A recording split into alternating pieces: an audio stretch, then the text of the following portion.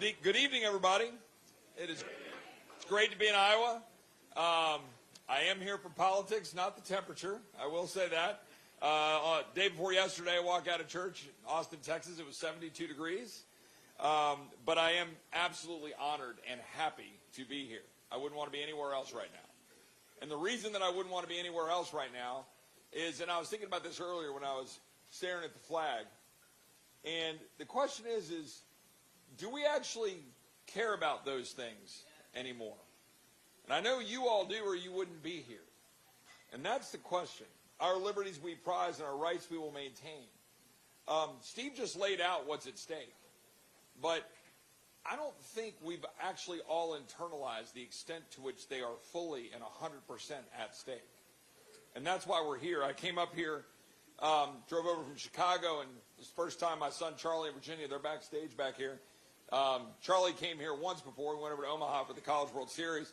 My daughter's first trip, Charlie wanted to go see the Field of Dreams. I said, son, Iowa doesn't have corn in the outfield right now, so just wait. We'll come back. We'll come back next summer.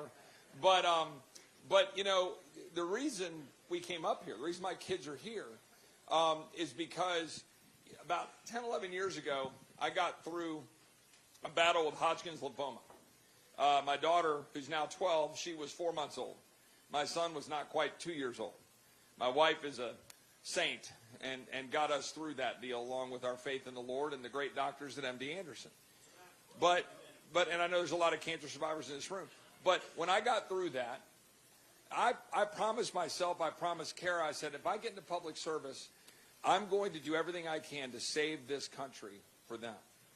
And that's what I'm doing. I was Senator Cruz's chief of staff. I've worked on the Hill. I worked for Governor Perry, gone in and out of the private sector. But when Lamar Smith, my predecessor, announced he was resigning, I got into Congress against his advice. True story. He said, you're going to be beating your head against a brick wall.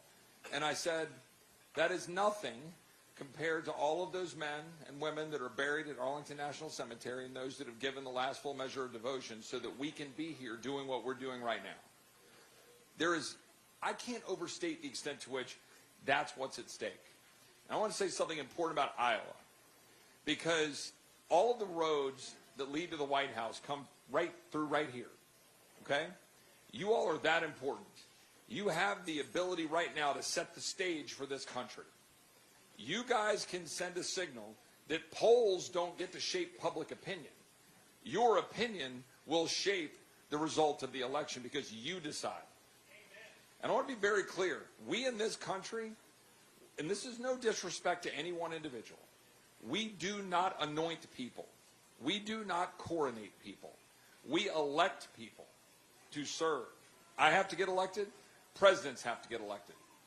And I think presidents have an obligation. People who want to be president have an obligation to come earn your support.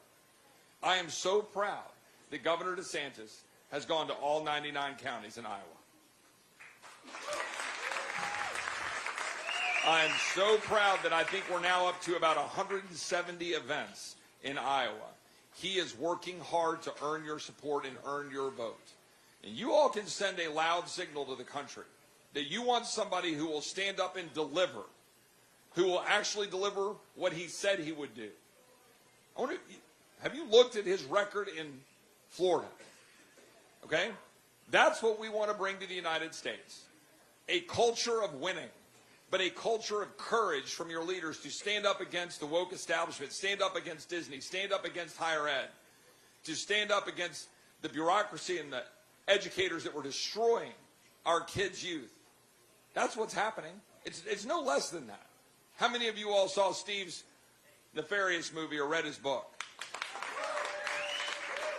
This is a spiritual war we're in, okay? And it's a battle for the soul of not just this country, but the battle for the ability to live free.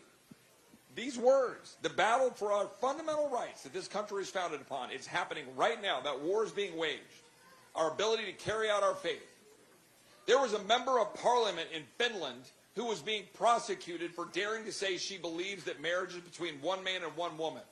And I promise you that is coming to a theater near you in the United States of America if we don't elect a president of the United States who is going to fight for us. Now, I want to say why I support Governor DeSantis. It's because I want somebody who I can trust to do what he said he would do and can serve 8 years to do it. I work in the belly of the beast in there. I'm beating my head against the wall every single day in Congress. I am 1/435th of 1/2 of 1/3 of that disastrous federal government. But I'm trying to use every ounce of that fraction in order to fight for you and to fight for the people that I represent. But we got to have somebody in the White House who will deliver, okay? And I got to say some hard truths. Most everybody in this room, no doubt, supported President Trump strongly in 2020. I supported President Trump strongly in 2020. I will support President Trump strongly if he's the nominee. But I'm here to ask you to caucus for Governor Ron DeSantis because I want, that's right.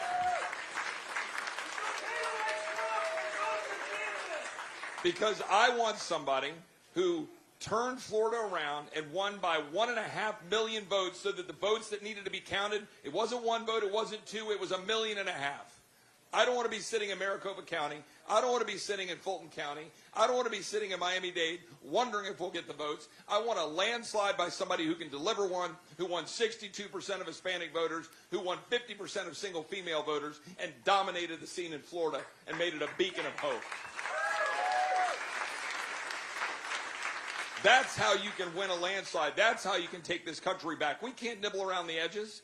We need to mobilize people to get in behind somebody that we can follow and that we can have our kids, like my 14-year-old son and 12-year-old daughter, and all the kids in the room, be excited and thrilled to look up to a president who wore the uniform, who answered the call of duty, and who has stood up and led Florida to be the beacon of hope for this country. And I say that as a proud Texan. But we're looking at the taillights of Florida every single day because of what he's doing. He is making it happen. And to be very clear, we have not gotten the job done collectively. And that includes everybody who has held office, including myself, everybody in Washington, all our former presidents. We are $34 trillion in debt. We have wide open borders. We've had 300,000 people encountered in November, 300,000 in December. We've had 2 million gotaways. We had 6 kids in the county that I represent die from fentanyl poisoning in the school district where I live last year. 6 kids in the schools. This disastrous border, or wide open borders, they're a product of a broken, uniparty establishment of Republicans and Democrats that have been corrupting our country. And that includes everyone that's been a part of it. We didn't get the job done. We didn't get the job done. Republicans didn't. I wasn't there. But I say we, broadly, we didn't get the job done in 2018. We didn't pass health care reform in 2017. We didn't get the job done to pass border security reform. We didn't do it.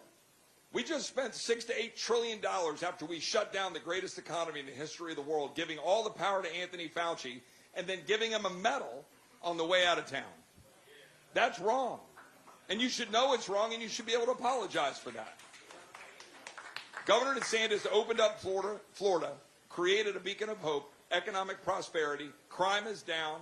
He took on Disney, took on the education establishment, and he will do that in Washington, D.C. That is why I'm proud to be here with Steve. That is why I'm proud to be here stumping for Governor DeSantis. I'll do it every single day until caucus day, and I'm asking you to do the same thing. We need him in Washington. He's the kind of man that we want leading this country, and he will help turn it around and help us take back America.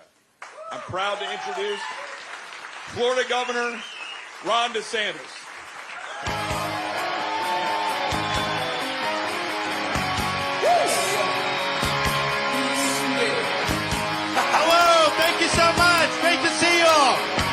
Are you ready to send Joe Biden back to his basement on a permanent vacation? Are you ready to win again as Americans? Are you sick of losing as Republicans around the country? Aren't you glad you have a governor here who puts wins on the board for you here in Iowa? Well, I'm excited. We've had a great day. It's amazing how people are coming out. I can see the momentum. I know Iowans are getting excited about the upcoming caucuses. We've been able to continue to sign up a lot of people to commit. For those of you who've committed to us, thank you. If you haven't, our goal is before you walk out here tonight that you'll do that. Because at the end of the day, pundits don't decide who the Republican nominee is going to be. Corporate media outlets don't decide who the Republican nominee is. The first people that get a crack at deciding that are the people of Iowa on January 15th, and that's you.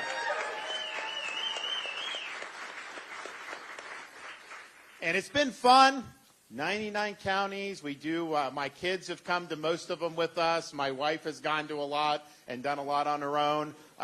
It's a long process, and there's a lot of other stuff that obviously we could be doing. But I'm running because I think this generation of Americans is in jeopardy of being the first generation in American history to turn over to our kids and grandkids an America less prosperous and less free than the one we inherited. And if we do that, we would be the first generation of Americans to do so. We would be breaking faith with every generation from the revolution to the present, who always found a way to step up and sacrifice when freedom was threatened, so that future generations would be able to live in a free country. I don't think the decline that we're facing is inevitable. I know there's a lot of pessimism in the air. I think this decline is a choice. We have it within our power to choose a different path. We have it within our power to reverse this decline that the country is suffering under. We have it within our power to give our country a new birth of freedom and to usher in a revival of the American spirit, and we should accept nothing less than that as our ultimate objective in this election.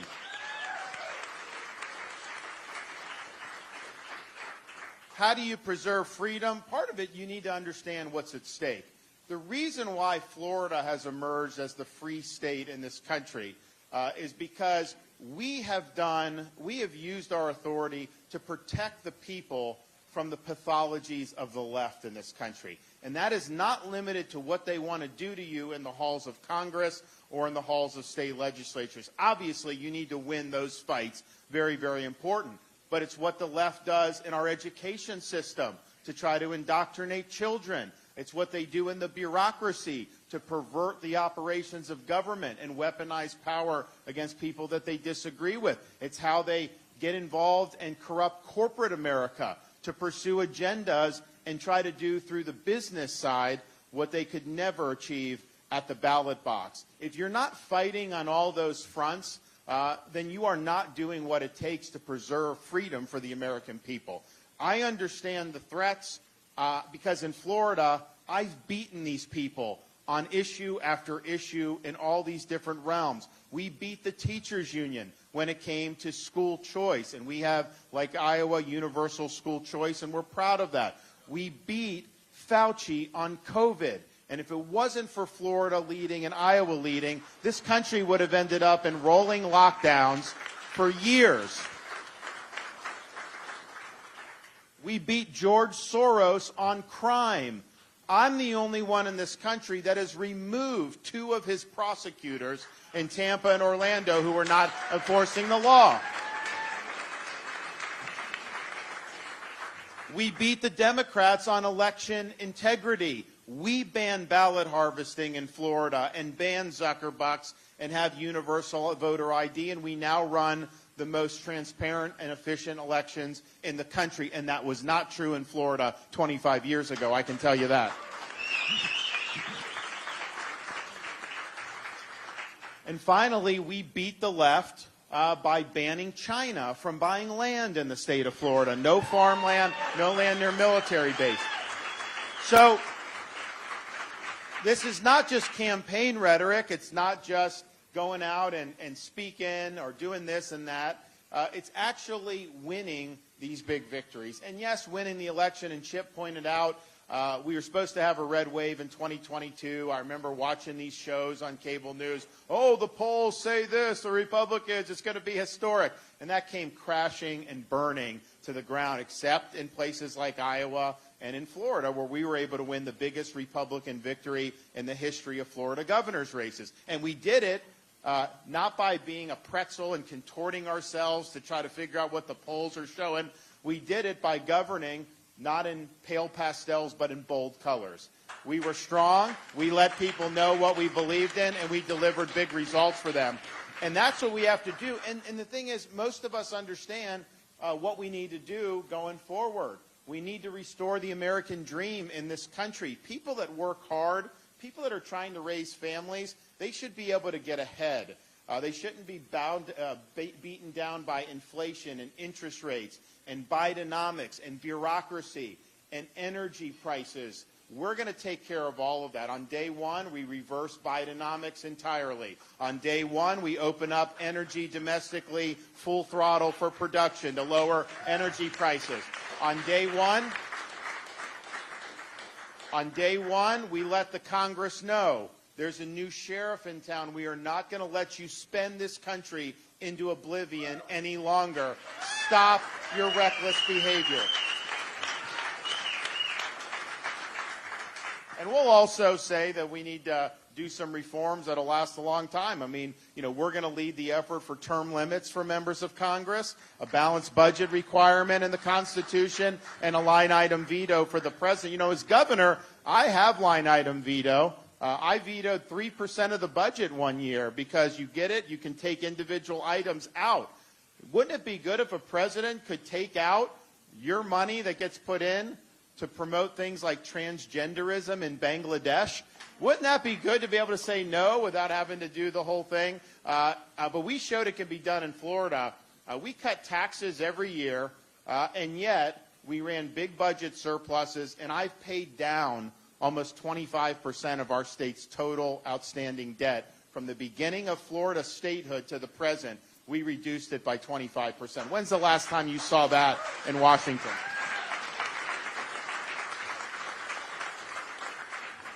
We are also going to ensure that the rhetoric is not something that's hollow when it comes to our nation's sovereignty. We are going to reclaim sovereignty of this country. We're not going to let drug cartels run our southern border. We are going to finish the job of what needs to be done to stop this invasion, to send people back who are here illegally, yes, to build the wall, which I will actually get done, and to hold the Mexican drug cartels accountable for killing our people by the tens of thousands. It's not happening anymore.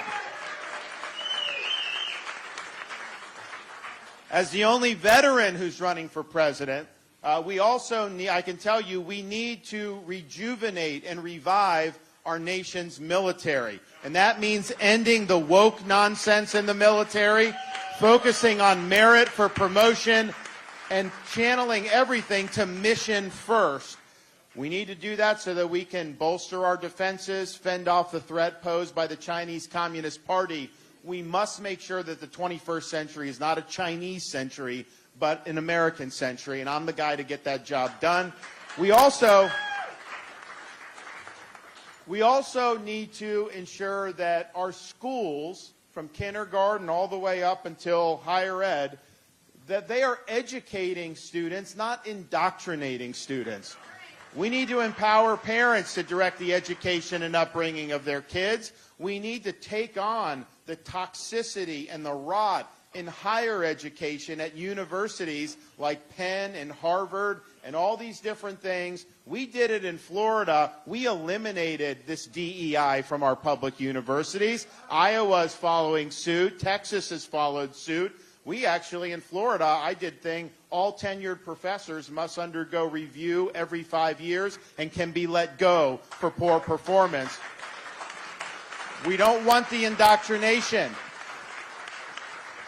And it may mean you got to stand up against powerful interests. For example, I've got a first grader, kindergartner, and a pre-K 3. As a dad, I'm sensitive that a kindergartner should not be told that he can change his gender.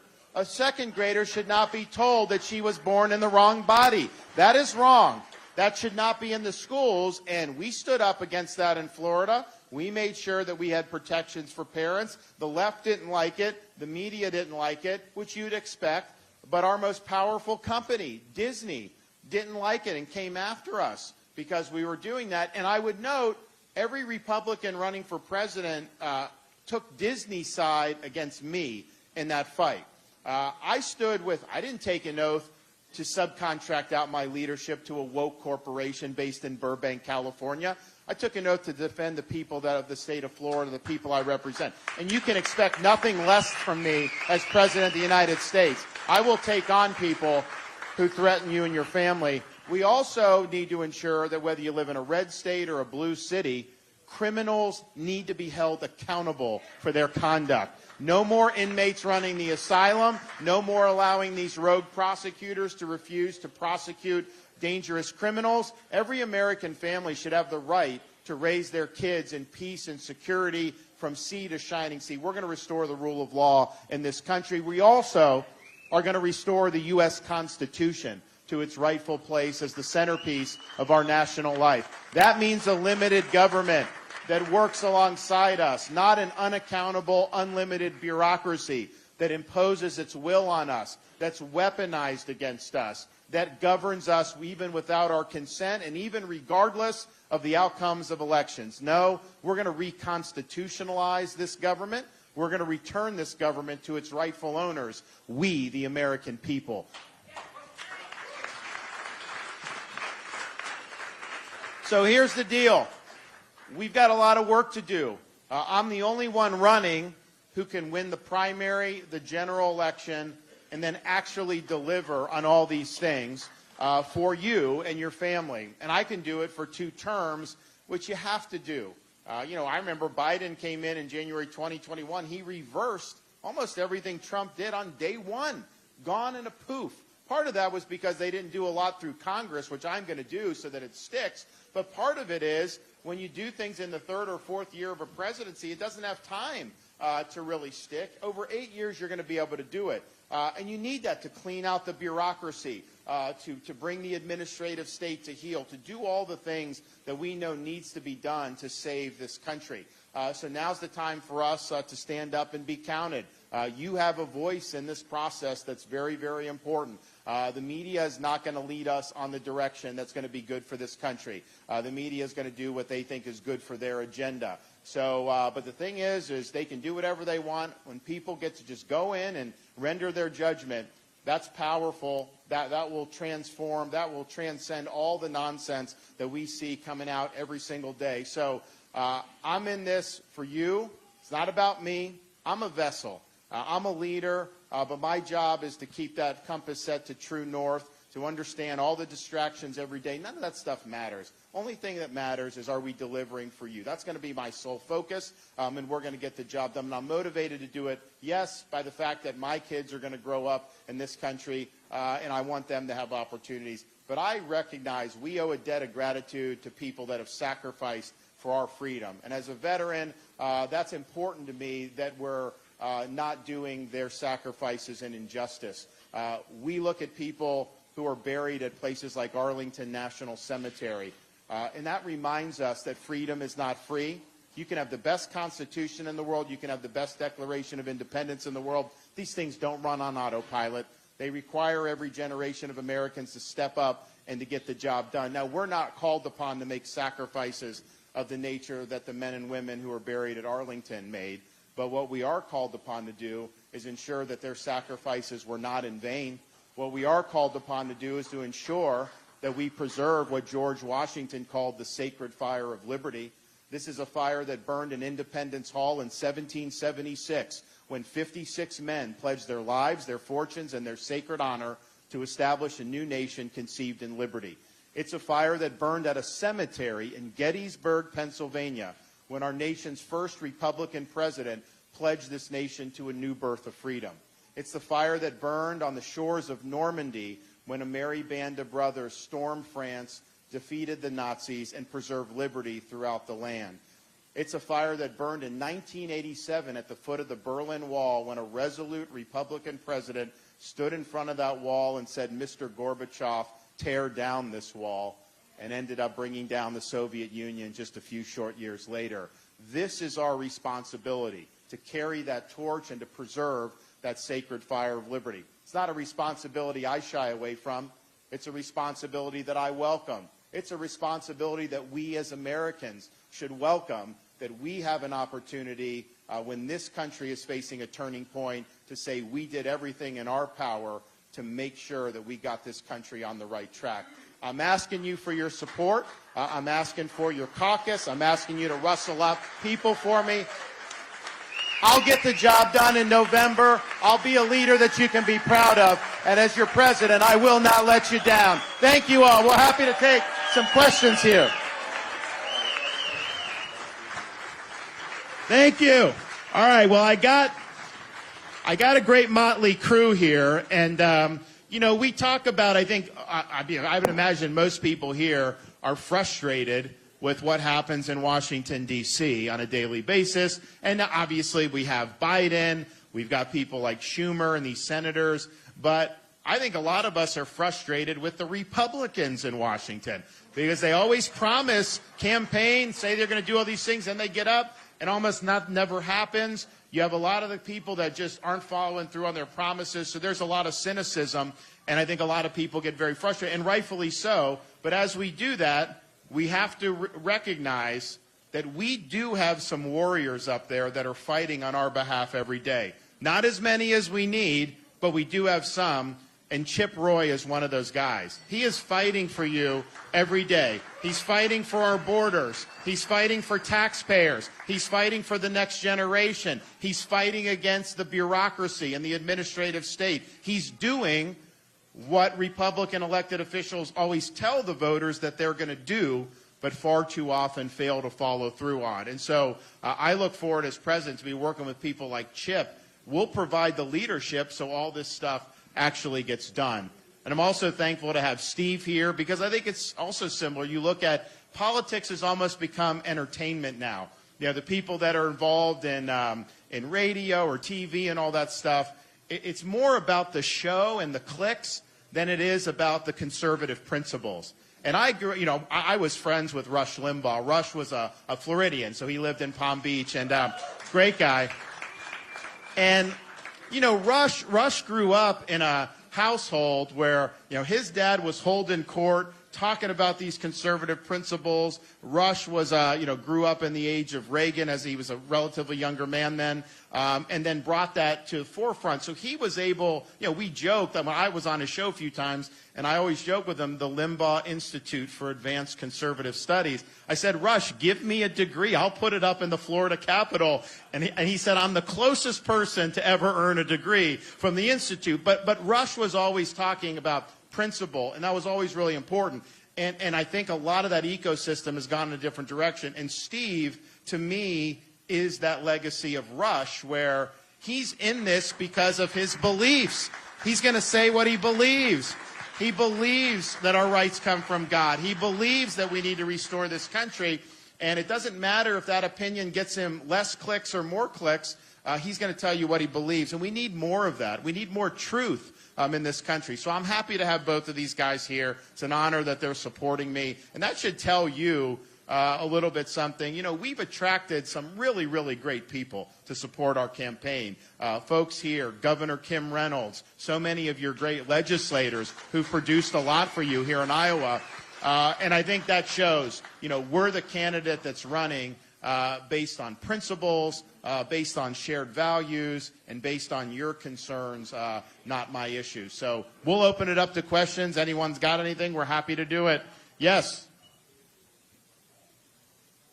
Future President DeSantis. What's your name?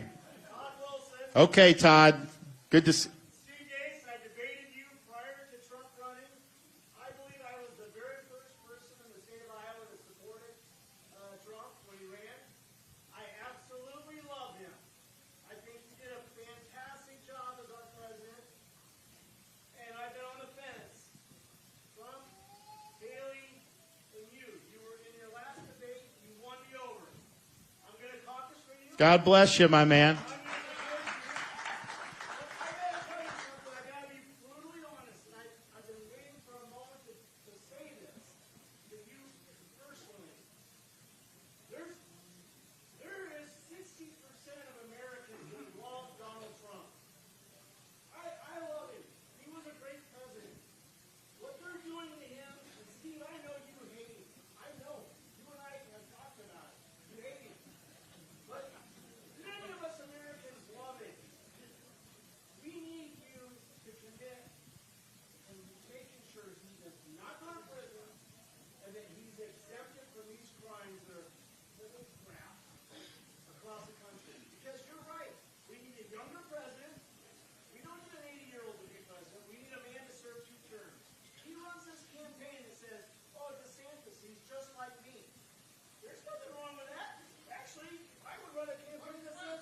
All right. No, first of all, it's great stuff. So, look, I think Steve addressed some of this. They are weaponizing the annals of government, the architecture of government for political purposes.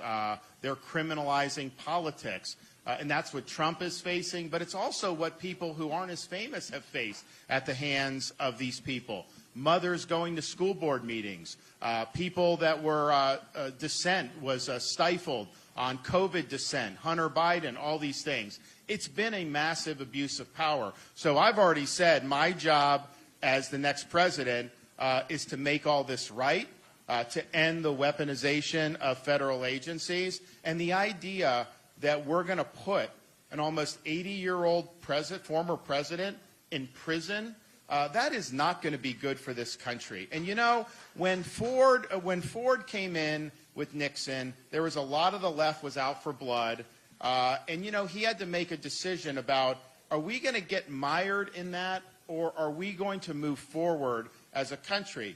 And when he did the Nixon thing, the Nixon pardon, he was pilloried, but it allowed the country to move forward. And we got to start healing this country at some point. And I think the left, they are hell-bent on using the levers of power to go after people they don't like.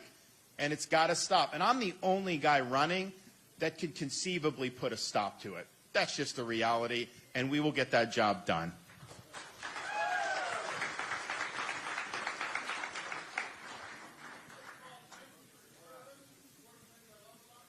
Thanks.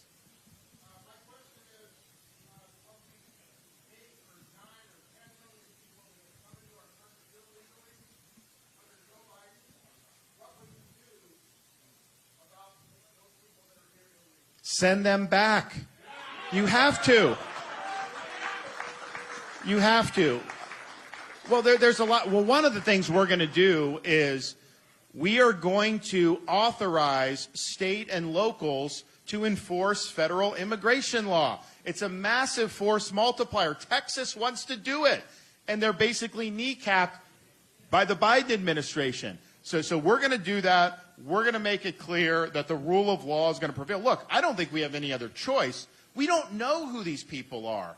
And I'm not saying all 8 million of them are terrorists or criminals, but out of 8 million, do you not think that there's a lot of problems that have come into this country? You know, it was interesting. Chip mentioned the Martha's Vineyard transport that with the sanctuary jurisdictions. And the media at that time, I was standing for re-election. They were trying to say, because some of them were Venezuelans, that was going to hurt me in Miami because we have a great Venezuelan American community. Literally the next day I'm down there. I get like 6 of these guys come up to me. DeSantis, high five, we're from Venezuela, you did the right thing. Because what they said was Maduro is emptying the prisons and he's sending people to the border. They didn't want that happening, so they knew. So yes, we're going to take care of all of this. It is going to be a day one priority. And I think, like, you know, Chip and I were talking about, the thing Trump ran on that I was most excited about in 2016 was building the wall and having Mexico pay for it. And I think that when he got in there, he turned over the agenda to Paul Ryan, who was Speaker. And they didn't pursue immigration. They didn't pursue the wall until later in the presidency. And even at one point, Trump got behind a Ryan amnesty bill that conservatives all oppose. So I think you got to do out of the gate day one. I don't think you can wait. And you got to use all levers of executive power to be able to bring this issue to heel, and we will. Governor, can I add something to that? Since 9/11, guys, we have brought in 2.3 million people into this country from Islamist-dominated cultures. 2.3 million. Now, let's say we heavily vetted those people. Now, what do you think the odds are we heavily vetted those people? Yeah, not very high. But let's say we did. And let's say that we have a 99% hit rate in vetting those people. Well, first of all, those 2.3 million people, they would represent the 36th largest state by population in this country, number one. Number two, if we heavily vetted them and we have a 99% hit rate, which we don't, but let's say we did, that means there's 23,000 potential terrorists just commiserating sleeper cells in this country since 9/11 that we've imported. How many terrorists pulled off 9/11? About 20. So we're talking about the potential of a standing army of 23,000. The other 99 people could be saints, but the other 1% could be 23,000 people, a standing terrorist army that could pull off how many 9/11s? Because we don't vet these people, because we don't secure our borders, because we don't take defending our heritage and passing it on to the next generation seriously, but instead we elect people who hate our heritage. That has to stop now. If I might,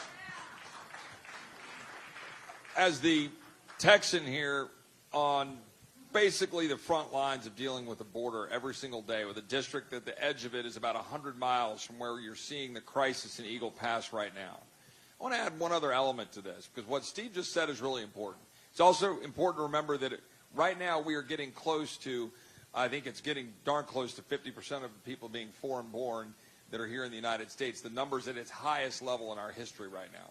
And so these are all issues that we've got to address. But I want to say one really important thing about the Hispanic population. The governor addressed it.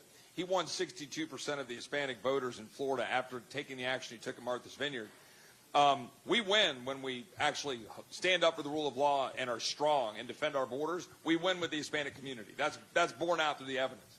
But I want to say something about the little girl that I met on the Rio Grande River with a phone number on her arm so she could try to find her mom in America. Little girls that, when I was talking to the people that were behind them, who I know were put into abusive situations, the people that have been trafficked, the just absolutely deplorable realities of stash houses in San Antonio that I represent, in Houston, and Fort Worth, people that are being charged thousands of dollars, being held for ransom. Our country, a Christian nation, is allowing that to occur.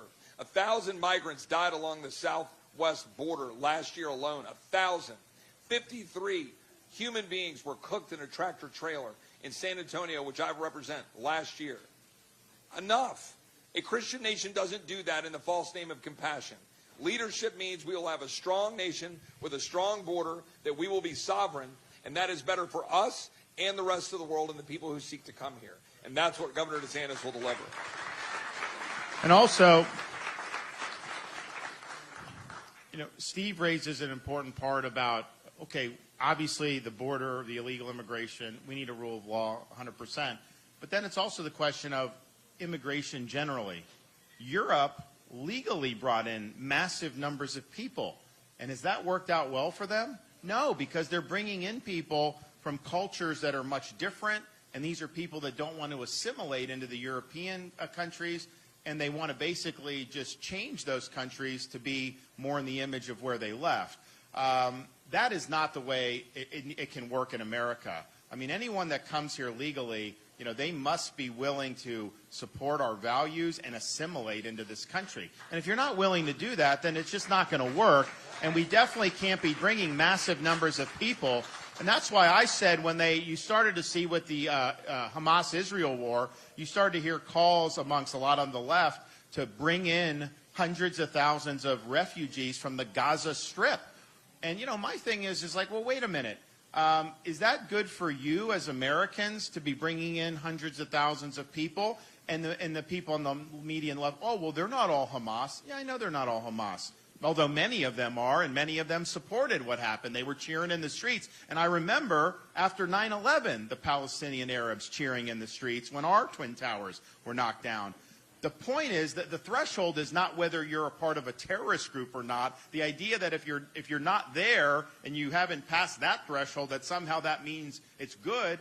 They have a toxic culture in the Gaza Strip. They teach kids to hate Jews. The textbooks don't have Israel listed on the map. So why would we want to bring that into the United States? What Europe is finding out the hard way. They have more anti-Semitism in Germany now than any time since Hitler. That is largely because of who they've imported into their country. So I'll be a president that will be very smart about this. I understand what we need to do to make sure that we reinforce American values, not water down American values. You're not going to be Nikki Haley and say, we let everybody in and take your jobs? You're not going to do that? Well, that's the thing. You know, Haley said, you know, we've always been able to separate terrorists from freedom fighters. I actually don't think we have been able to do that. I mean, it's very difficult to vet somebody. Yes, if they have a criminal record or something, you do. But if they're coming from a hostile culture, even if they have none of those indications, that doesn't mean they're going to be people that are going to want to assimilate into this country. And so we can't be politically correct when it comes to who gets into our country and who doesn't, and I won't be. Well, an important Governor Haley, we just got to be honest. Governor Haley explicitly stated that she thought that we should be bringing people in from Gaza. Okay? I disagree with that fundamentally. She said she supported DACA. And making sure we have expansion to DACA. I disagree with that. She said she supported birthright citizenship. I disagree with that. She's for expansive immigration policies, fully supported by the very Wall Street folks she's going out and raising money for to spend here in Iowa against Governor DeSantis. That's the reality, and I'm just sorry, with all due respect to the former governor of South Carolina, I disagree with those policies. Don't ever feel ashamed that you want to defend your heritage or this great country. That is nothing to ever be ashamed about. Don't let anybody try to shame you against that or claim it's unchristian. It's the exact opposite. Don't take any of that crap.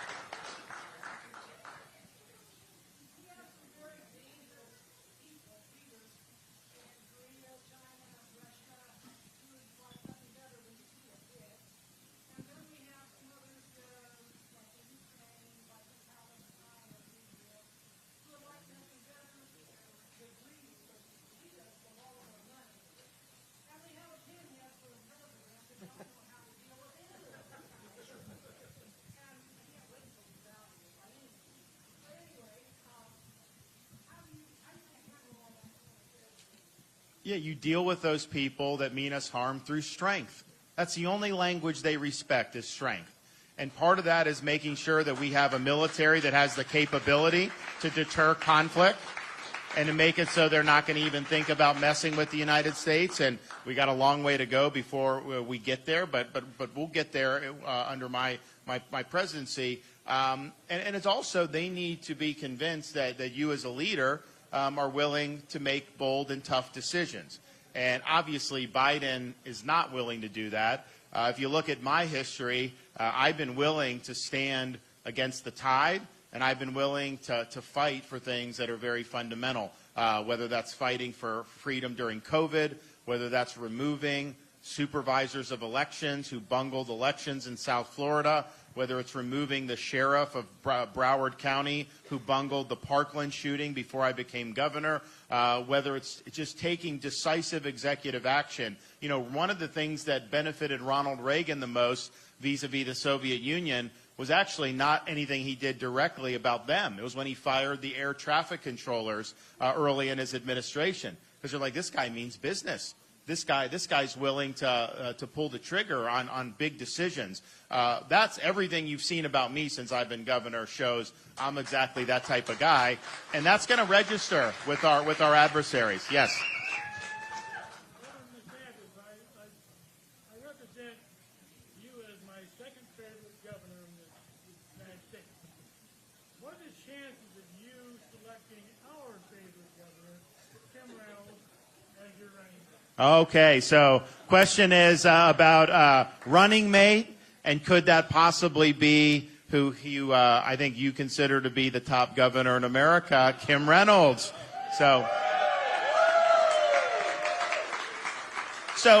I actually get asked this a lot, and my answer is, one, it's presumptuous of me to be talking about this person or that person. I've got a job to do in Iowa and in the following states to rack up the delegates so that I'm in a position to make that choice. But I can tell you this.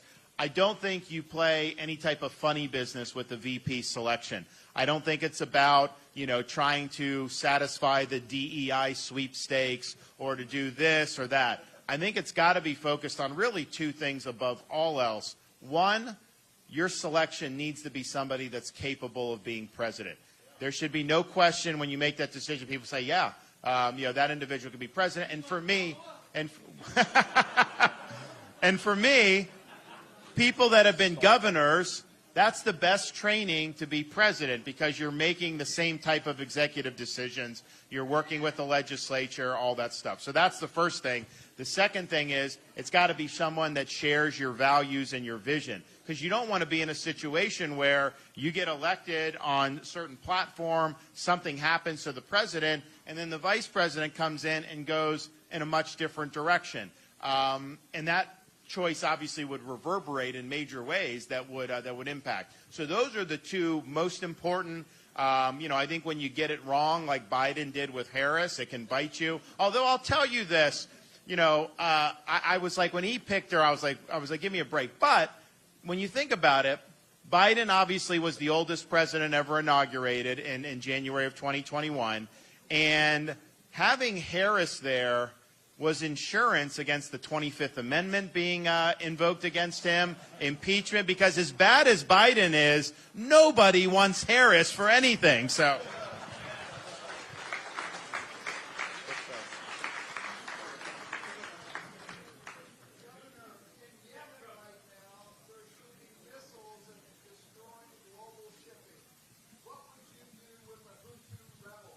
So the question is about what's happening in the Middle East with the maritime interdictions and attacks.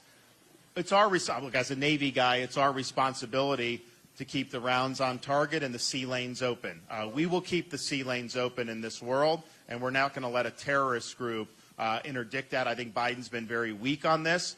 This is just an obvious test of presidential leadership. You give these people an inch, they will continue to take. And we're going to end up in much more significant conflict. So you lay down the law and you squash it, and that's what we would do. Back there.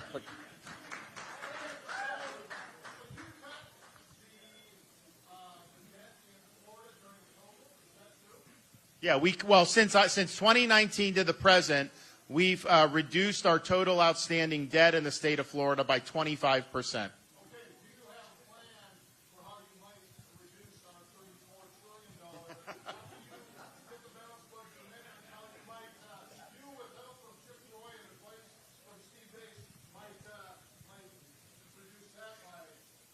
Well, look, the last president to significantly reduce the debt, I believe, was Calvin Coolidge back in the 1920s. And it's just this massive monstrosity. So what I'll be able to do, though, is we haven't had a president since Ronald Reagan who has fought against spending. Now, Reagan had mixed results because the Democrats wanted to spend, and actually a lot of Republicans wanted to spend. I mean, they were overriding his vetoes. He wrote in his autobiography, he's like, I got these Republicans come in and they want to spend. But since then, no president on the Republican side has really done anything to try to do it. So I will be a force against these guys overspending. Chip will be a force for that. And I'm going to be willing to veto their bloated spending bills if they're putting this nonsense on my desk. And that's the only way we're going to ever get to a point where we're not bankrupting our kids and grandkids. I would just add one point. Stop funding tyranny and stop funding the things that we detest. Stop funding the bureaucrats who want to go to war with us, and stop funding our enemies overseas. I would just start with that. If we can't do that, how are you going to take on the complex issues of Medicare and Social Security and our veterans benefits? And right now, we have a United Nations that gets $12.5 billion a year. And I just want to know, we had previous ambassadors to the UN, previous people involved with the United Nations, and was not stopping the funding that is going to the Palestinians that is funding Hamas. Why are we doing that?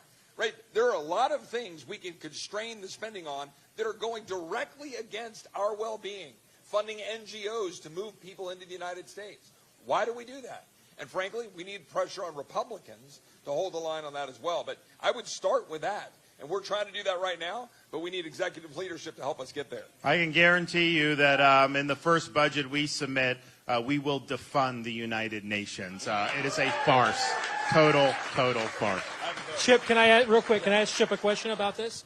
Chip, what kind of a difference would it make in Congress if people knew that when the clock is going to strike zero and there might be a dreaded government shutdown, okay, How much of a difference would it make in your chamber if people knew, Republicans or Democrats, that there's not a guy in the White House that's going to sign another continuing resolution, that's going to let us kick the can down the road, that's going to sign another omnibus bill that he didn't read? Remember, Trump signed the very first one and then said, I'll never sign one of these ever again. And then he signed all of them after that. What would be the difference if they knew you've got to come up with something responsible because the guy at 1600 Pennsylvania Avenue isn't letting us out of this corner? What kind of a difference would that make? Look, it would make all the difference, right? I mean, with leadership saying that that's what I'm going to do, Congress will react. I mean, look, last year we passed several pieces of legislation because we came together and united after the speaker's fight. Okay, remember last January? We had a battle and we were able to pull it together even without executive leadership because we created a situation where we filled the vacuum with a target and leadership, and we got some good stuff done. If we have a president in the White House who says, guys, I'm not signing it, then Republicans have to go back and do their job. Nobody's done that. And one last point. President Trump's director of office management budget, Russ Vought, is one of my best friends. He's a great guy, great human being, one of my best friends. You go back and look at the op-ed I wrote in April of 2019 as a freshman member of Congress, blasting Russ and blasting President Trump for the bloated budget that they put forward. Because I think we need to restrain spending. And look, and he and I still today are working together right now to constrain spending in Washington because they know I'm serious about it. A president who's serious about it will get the job done. And that's another thing, too. So obviously the budget and the numbers and the debt, huge issue. The amount that they've printed since COVID in both Republican and Democrats is why you've had higher prices, because you can't just print your way to prosperity. Someone's going to pay the bill, and you've paid the bill with higher grocery prices, higher interest rates, all that stuff. So that's obviously huge, and that affects people's lives. But you also have, we have a responsibility to enforce the Constitution as it was intended to operate. And right now, when you have this massive bloated administrative state, it is not operating the way the Founding Fathers intended. They did not design 4 branches of government. They designed 3. So you have a situation where who's responsible for how it got to this? And it's a combination of Congress never using the power of the purse to rein in excessive use of government power. The weaponization that we've seen could very easily be defunded. You know, they're censoring stuff with tech. They could defund any activity that would involve censorship by the FBI. That's very easy. That's what the founders thought. That's why they gave it to the House of Representatives, because they said, you know, if this government starts violating rights, the #1 defense is just take the funding away. Could they defund these D.C. courts that are wrongly trying to put Trump in prison? They could. Could they defund those, maybe? They could do it, and they could also, you can also strip jurisdiction over certain cases from the federal courts. So they have tools that they haven't been willing to use. And then at the executive level, every Republican president in recent times, including Trump, has accepted this idea that agencies like the DOJ and FBI are, quote, independent agencies. And, oh, you can't mess with them, you can't do anything. Well, excuse me, that means they're not accountable to anybody. Every source of power needs to be accountable to somebody that's elected by you. And if they're not accountable to the elected president of the United States, that means they can do whatever they want. Why would you want to have the agencies that can put people in jail to not be accountable? It makes no sense. So we're going to hold them accountable. We're going to be involved. And if an FBI agent is surveilling a parent going to a school board meeting, they are getting fired under my watch. I'm not going to let it happen. So you need both. You need both an executive that is going to bring constitutional accountability onto this bureaucracy, but you also need the Congress to recognize this power of the purse. It's not just about dollars and cents. It's about power to protect your freedoms. It's about using their power to limit government's ability to interfere with your lives. And they've not been willing to do that for a long time. As president, I'll welcome that. If they're going to limit funding for things that government shouldn't be doing, that's a double security, because I'm going to say you can't do it, but I'd rather them just take the money. So there's a larger constitutional issue here about how we're approaching this stuff. Yes.